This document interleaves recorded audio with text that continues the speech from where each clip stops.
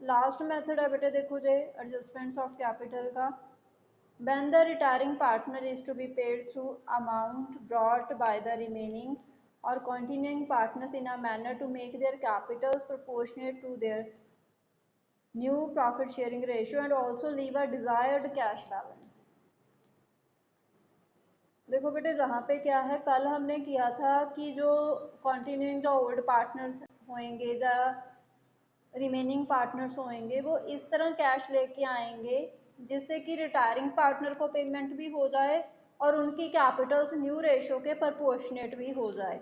जहाँ पे भी सेम मेथड है बट जहाँ पे थोड़ा थोड़ा सा चेंज क्या है कि जो मतलब वो कैश लेके आ रहे हैं उससे रिटायरिंग पार्टनर को भी पेमेंट होएगी, साथ ही साथ एक डिजायर्ड बैलेंस कैश का बिजनेस में भी रखा जाएगा उसी कैपिटल में से। तो देखो जहाँ पे कौन से स्टेप्स होंगे, calculate adjusted capital of the remaining partners. सबसे पहले हम एडजस्टेड कैपिटल कैलकुलेट करेंगे रिमेनिंग पार्टनर्स की आफ्टर मेकिंग एडजस्टमेंट। सभी एडजस्टमेंट्स करने के बाद वो गुडविल के लिए, रिजर्व्स के लिए, कम्युलेटेड प्रॉफिट एंड लॉसेस के लिए, गेन्स और लॉस ऑन रिवैल्यूएशन के लिए। Calculate total capital of the new firm as follows. After that total capital calculate करेंगे न्यू फर्म की। Aggregate of adjusted capital of remaining partners. सबसे पहले जो एडजस्टेड कैपिटल है उसका टोटल ले लेंगे प्लस शॉर्टेज जो रिटायरिंग पार्टनर को पे करनी है, amount payable to retiring partner minus existing cash balance plus minimum cash balance required. ठीक है, देखो सबसे पहले एडजस्टेड कैपिटल, उसमें आपने कितनी पेमेंट करनी है रिटायरिंग पार्टनर को। जैसे कि 50,000 पे करने हैं हमने रिटायरिंग पार्टनर को, उसमें से ऑलरेडी कितना कैश है हमारे पास। जैसे कि 20,000 है हमारे पास तो 30,000 का पेंडिंग है अभी रिटायरिंग पार्टनर का, तो 30,000 वो प्लस हो जाएगा। After that minimum cash balance business में कितना रिक्वायर्ड है वो भी आप प्लस कर दोगे। कैलकुलेट न्यू कैपिटल, हर एक पार्टनर की न्यू कैपिटल कैलकुलेट करेंगे। Total capital of the new firm step number second into new profit share ratio. Calculate surplus capital और deficit capital. After that surplus capital और deficit capital calculate करेंगे by comparing the new capital को compare करके step number 3 को and step number first को।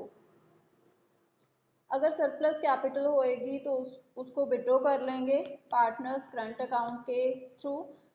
अगर deficit होएगा तो ब्रिंग्स इन करेंगे करंट अकाउंट के थ्रू। देखो अभी हमारे पास एक एग्जांपल है, एक्स वाई जेड व पार्टनर्स हैं 5:3 रेशियो में। बाई रिटायर हो रहा है 31 मार्च 2020 को ऑन दैट डेट। ठीक है, उस डेट को जो कैपिटल्स हैं एक्स वाई जेड की आफ्टर ऑल एडजस्टमेंट, सभी एडजस्टमेंट्स के बाद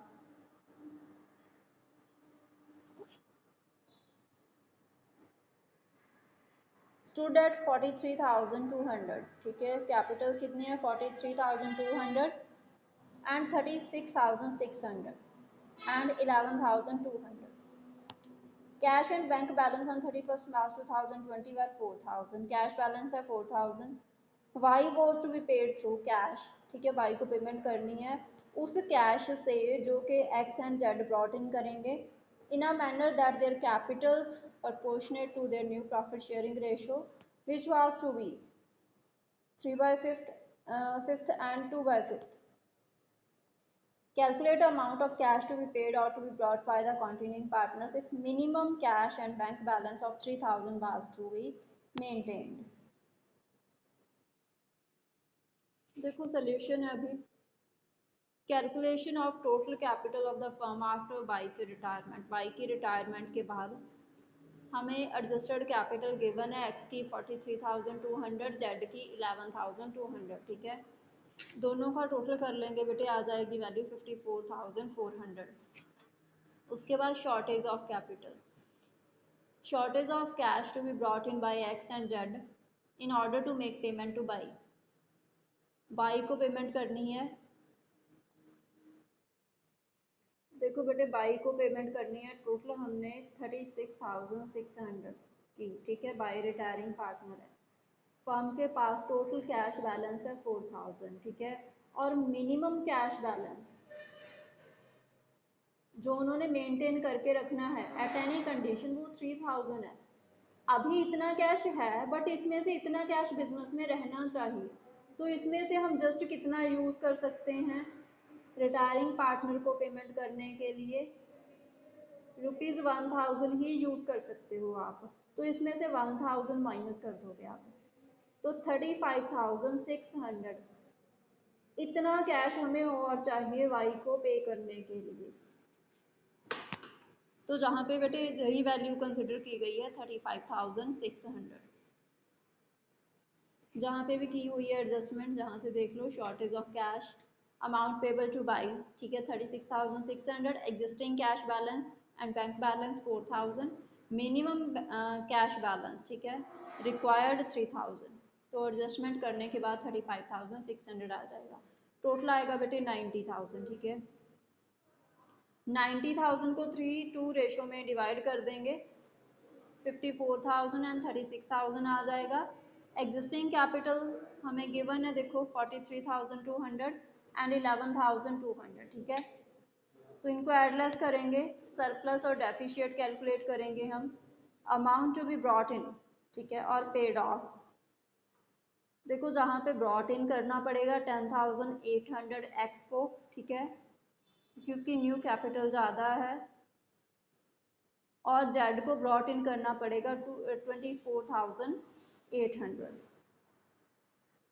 जनरल एंट्री बेटे इसकी गिवन नहीं है, अगर आप करना चाहते हो तो कर सकते हो। करंट अकाउंट को आप डेबिट कर दोगे, ठीक है, इन दोनों पार्टनर्स के कैपिटल अकाउंट्स आपके क्रेडिट होंगे। करंट अकाउंट डेबिट, ठीक है, दोनों को आप प्लस कर लेना, जितनी भी अमाउंट आएगी डेबिट हो जाएगी। To X's capital account 10,800, to Y's capital sorry to जेड्स कैपिटल अकाउंट 24,800। जी आपकी जनरल एंट्री हो जाएगी, अगर इस क्वेश्चन में जनरल एंट्री आपसे पूछ ली जाए।